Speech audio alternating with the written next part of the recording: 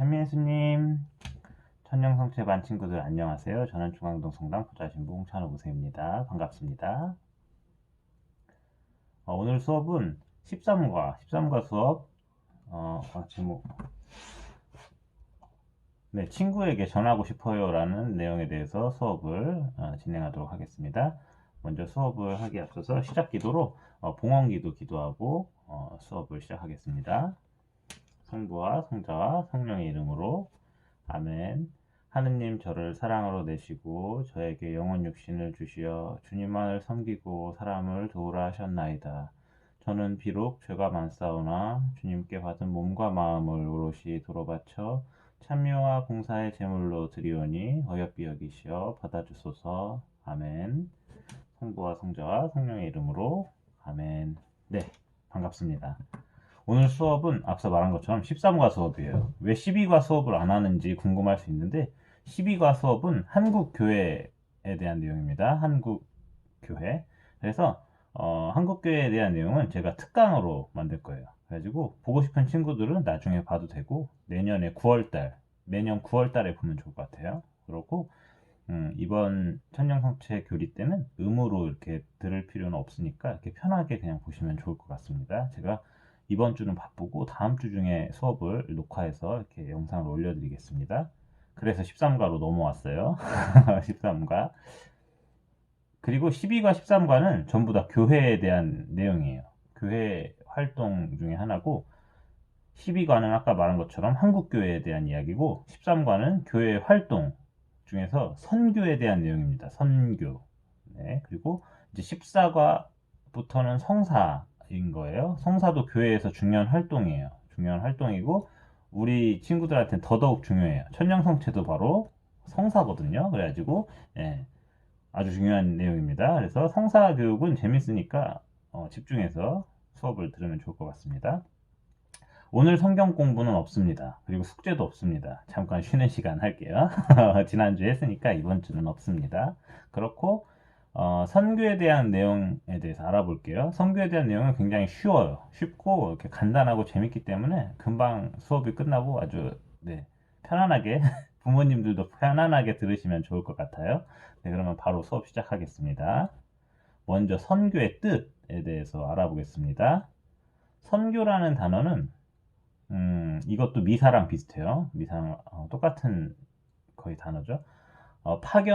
파견하다라는 미시오라는 라틴어에서 이렇게 생겨난 말입니다. 그래서 미사도 그랬죠. 어떤 집회에서 이렇게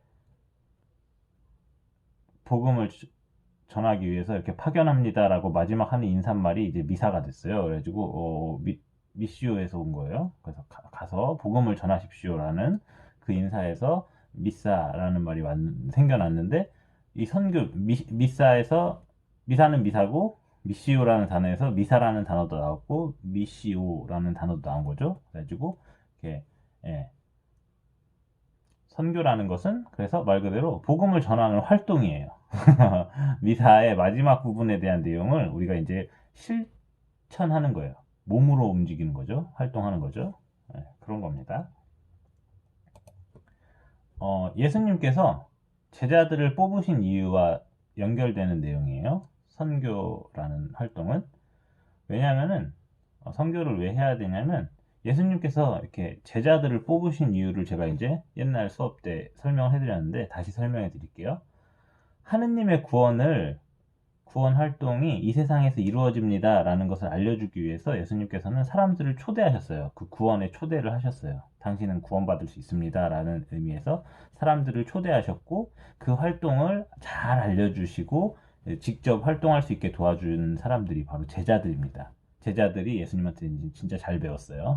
잘 배웠고 그래서 예수님께서는 당신 혼자만 일을 하신 게 아니고 제자들한테 잘 보여주시면서 제자들과 함께 그리고 제자들을 통해서 그 구원 활동이 이 세상에서 쭉 퍼져나가서 계속해서 이루어지기를 이렇게 준비를 하셨습니다. 예수님께서는요. 정말 사랑이 많으세요. 제자들을 정말 사랑하셨어요. 예수님은.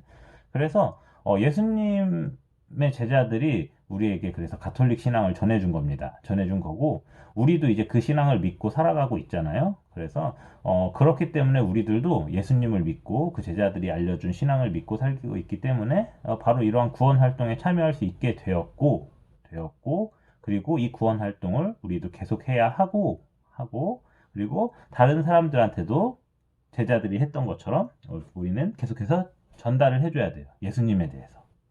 그런 교회의 특성이 있는데 그것이 바로 사명, 선교 활동이 해야 할 일입니다. 그래서 예수님을 전달하는 거예요. 선교를 의무적으로 해야 되는 우리에게 그런 의무가 있어요. 네, 말이 좀 중복됐죠? 의무적으로 해야 아무튼 저희에겐 선교를 해야 할 의무가 있어요. 네. 왜 그러냐? 먼저 크게 세 가지 내용 알려드릴게요. 첫 번째는 예수님의 복음 선포 활동 때문입니다. 왜냐하면 예수님께서 하느님의 구원을 이 세상에 전달하기 위해서 했던 활동이 뭐냐면 말 그대로 전달하셨어요. 말로 다 알려주시고 실제 활동으로도 보여주시고 신약 성경을 읽어보면 내용이 다 그런 내용이죠. 그래서 특히 복음서에 그런 내용이 많이 나옵니다. 그래서 예수님과 함께 사는 것이 바로 구원에 하느님께서 마련해 주신 구원에 참여하는 것인데 그런 예수님의 이 활동의 특성이 바로 선교예요. 예수님께서 널리 전하시고 왔다 갔다 하시면서 이 사람 저 사람 만나시고 막 되게 활발하게 활동하셨어요. 바로 예수님을 본받는 그런 것이죠. 예수님의 활동이 바로 선교였던 것이죠. 그리고 네. 예수님의 명령이기도 해요. 선교를 해야 되는 이유가 예수님께서 시킨 게 많지 않아요. 근데 그 시킨 것 중 하나예요. 그래가지고 너희들도 해라고 말씀하셨어요. 그래서 예수님께서는 일단 제자들을 뽑으시는 것처럼 우리들을 초대해 주셨잖아요. 우리들을 하느님의 자녀로서 살 수 있도록 초대를 해 주셨는데 그래서 이러한 초대를 한 이유가 바로 우리 안에서 구원 활동이 계속되기를 원하셨고, 그리고 이 구원 활동이 우리를 통해서 더 널리 이루어지기를 원하셨던 이런 예수님의 마음 덕분에 우리는 예수님 그런 마음이 있었기 때문에 우리한테 명령을 하셨어요.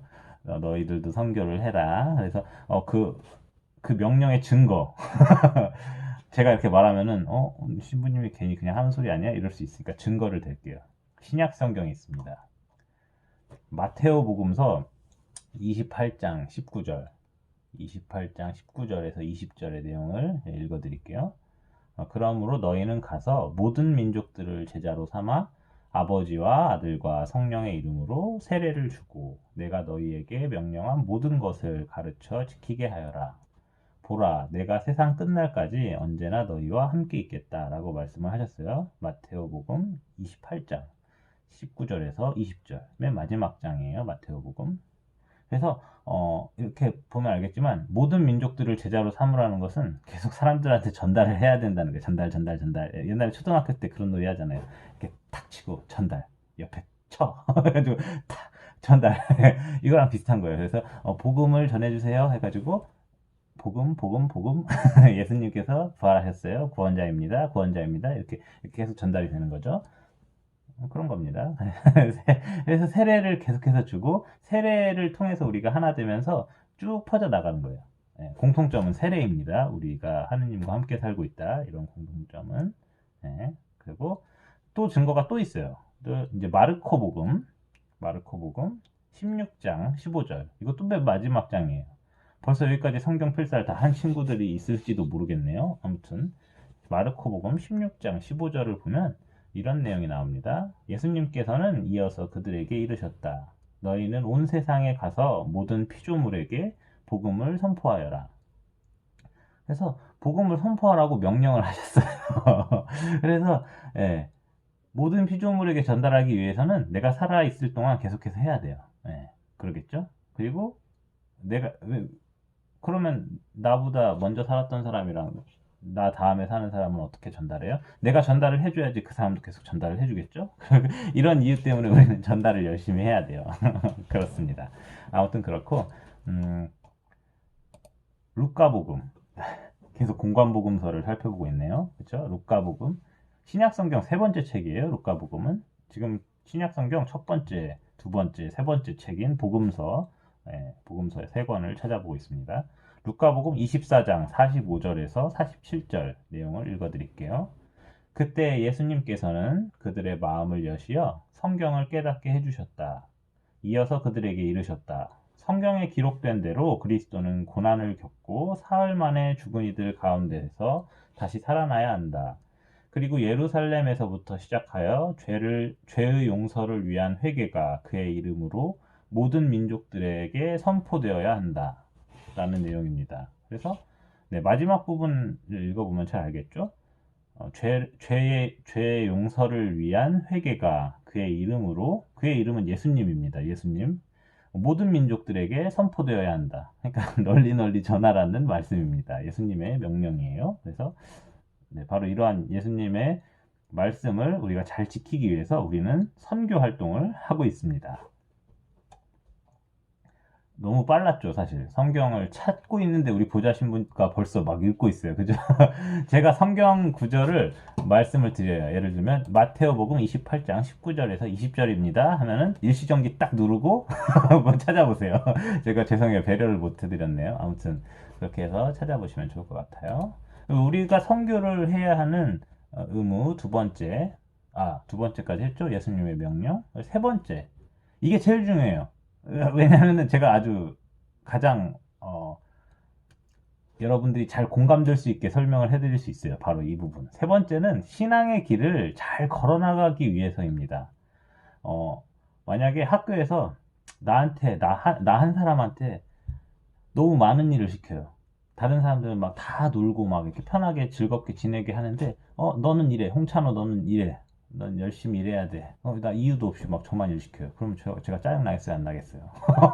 짜증나겠죠. 그래가지고 그런 겁니다. 그래서 혼자만 이렇게 걸어가면은 재미없고 힘들고 내가 왜 해야 하는지 모르겠고 막 짜증이 막 난다는 겁니다. 짜증이 막 나는데 신앙의 길을 잘 걸어가기 위해서는 그렇게 하면 안 돼요. 친구들이 있어야 돼요. 친구들이 있어서 이렇게 옆에 사람들한테 우리 같이 성당 가자. 이게 바로 선교거든요. 네, 성당 가자 하면은 성당에 오면 신부님이 알아서 잘 알려줍니다. 어떻게 해야 되는지. 미사 때 떠들고 있으면 야 떠들면 안 돼. 조용히 해. 막 이러면서 미사 해야지. 이래가지고 다 알려줍니다. 신부님이. 그래서 신부님과 수녀님과 옆에 있는 어른들이 다 알려주기 때문에 우리는 데려오기만 하면 돼요. 물론 데려와서 잘 알려주면 더 좋죠. 진짜 선교를 하는 거니까. 그렇습니다. 그래서 신앙의 길을 같이 잘 걸어가기 위해서는 친구들이 있어야 돼요. 친구들이 있어야지, 나랑 친한 사람이 있어야지, 내가 그 친구들을 통해서 더 많은 것을 배울 수 있습니다. 배울 수 있고, 그 친구들과 함께 있으면서 즐겁게 신앙생활을 할 수 있어요. 혼자 하면은 재미없거든요. 근데, 네, 그렇습니다. 그래가지고, 저도 사실 어렸을 때, 뭐랄까, 친구가 성당에 끌고 갔어요. 제가 가고 싶어서 간 게 아니고, 끌려갔어요. 그래서 끌려갔는데, 계속 다니다 보니까 다니게 된 거예요. 여기 계신 이 영상을 보는 모든 분들도 자기가 성당을 처음에 다니게 된 이유가 있을 거예요. 그 어떤 사람도 자기 혼자서 태어나자마자 난 성당에 가야겠다. 거룩하게 살아야겠다. 이런 사람은 없습니다. 누군가 성당에 가자 하고 이렇게 이야기를 했거나 데리고 갔거나 저는 끌려갔다고 했죠. 친구한테 끌려갔어요. 그래가지고 무서운 친구였어요. 동네 싸움 짱이었거든요. 아주 무서웠어요. 그래가지고 끌려갔어요.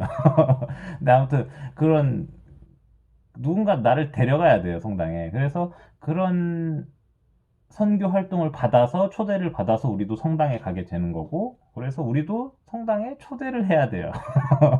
제 친구처럼 저를 끌고 가지 마세요. 그러지 말고 이렇게 잘 데려가면 돼요. 잘 데려가서 아무튼 성당에 같이 가자 하면은 요즘엔 그러겠죠? 지금 코로나 시기에 종교 활동 하지 말라는데 왜 성당에 나한테 가자고 하는 거야? 이 멍청아 막 이러겠죠?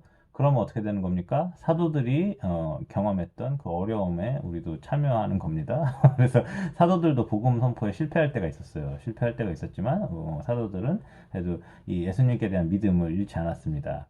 그래서 이렇게 이것도 혼자 있을 때는 상처받아요. 혼자서는 막 이렇게 거절당하면 나 왜 거절하는 거야? 막 이러고 막 그런데 여럿이 있으면 괜찮아요. 다음에 화이팅 하자. 다음에 더 열심히 해보자. 다른 사람들한테 전달해보자. 이렇게 얘기를 나눌 수 있으니까 그만큼 함께 한다는 것이 중요하고 우리는 함께 살아가도록 하느님께 초대를 받았습니다. 그래서 우리도 많은 사람을 초대해서 함께 할 수 있도록 이렇게 열심히 해야 돼요. 그래서 네, 아무튼 그렇습니다. 그래서 선교를 우리가 의무적으로 해야 되는 이유를 이렇게 세 가지 살펴봤습니다. 네, 그렇고요. 오늘 수업은 여기까지. 정말 내용이 쉽고 간단하죠? 그래서 선교의 중요한 점, 즐겁게 성당을 다니기 위해선 선교를 열심히 해야 됩니다. 내가 좋아하는 친구들하고 야 성당 가자, 야 성당 가자 하면은 같이 이렇게 성당에 있으면 어떻게 됩니까? 미사 시간에 그 지루함을 참을 수 있어요. 그 지루함을 잘 참고 잘 참은 다음에 친구들하고 같이 노는 그 기쁨을 통해서 성당에 계속해서 남아 있을 수가 있어요. 그래서 좋은 거죠. 아무튼 그렇습니다. 그리고 네. 오늘 숙제 알려드릴게요. 숙제는 뭐 따로 활동을 할 필요 없고 이렇게 좀 뭐랄까 내가 어떻게 하면 다른 사람들을 성당으로 잘 초대할 수 있을지 한번 방법에 대해서 생각해 보면 좋을 것 같아요. 뭐 이렇게 따로 뭐 보내줄 필요는 없습니다. 마침 기도로 영광송 기도하고 마치겠습니다. 성부와 성자와 성령의 이름으로 아멘. 영광이 성부와 성자와 성령께 처음과 같이 이제와 항상 영원히 아멘. 성부와 성자와 성령의 이름으로 아멘. 네, 여러분 다음 수업 때 또 만나요. 빠이.